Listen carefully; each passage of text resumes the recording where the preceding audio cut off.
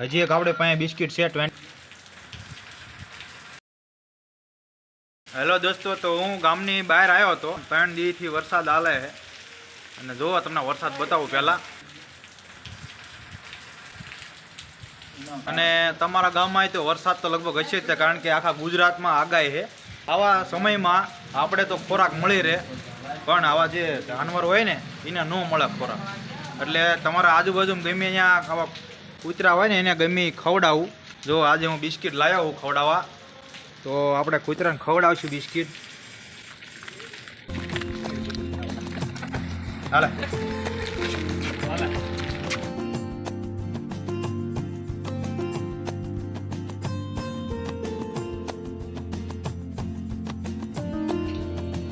કારણ કે બધાએ નાખ્યું તો હોય ખોરાક કૂતરા માટે, પણ એ અત્યારે વરસાદનો ધોવાઈ જાય. એટલે જો આ કૂતરા ભૂખ્યા હોય તો બને ત્યાં સુધી ખવડાવું.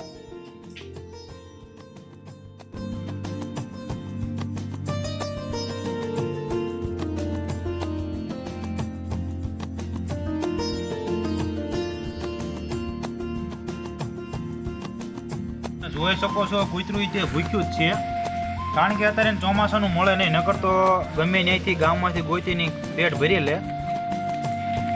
પણ આવું તમારે કામ કરતું રહેવું, કારણ કે આ ચોમાસું કહેવાય. ચોમાસામાં એને ખોરાક ન મળી શકે.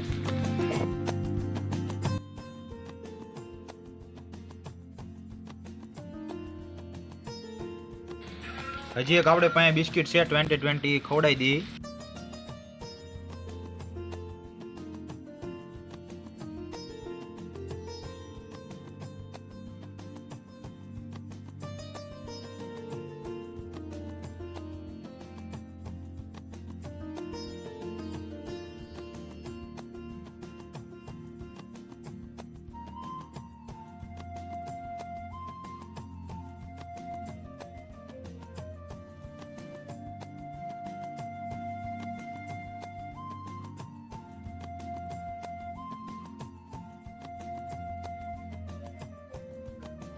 દોસ્તો, આ કૂતરું છે ને 2 બિસ્કિટ ખાઈ ગયું, પણ આ 2 બિસ્કિટ ખાઈ ગયું એટલે તમે જોઈ શકો કે કેટલું આ અત્યારે ભૂખ્યું હોય છે આ કૂતરું.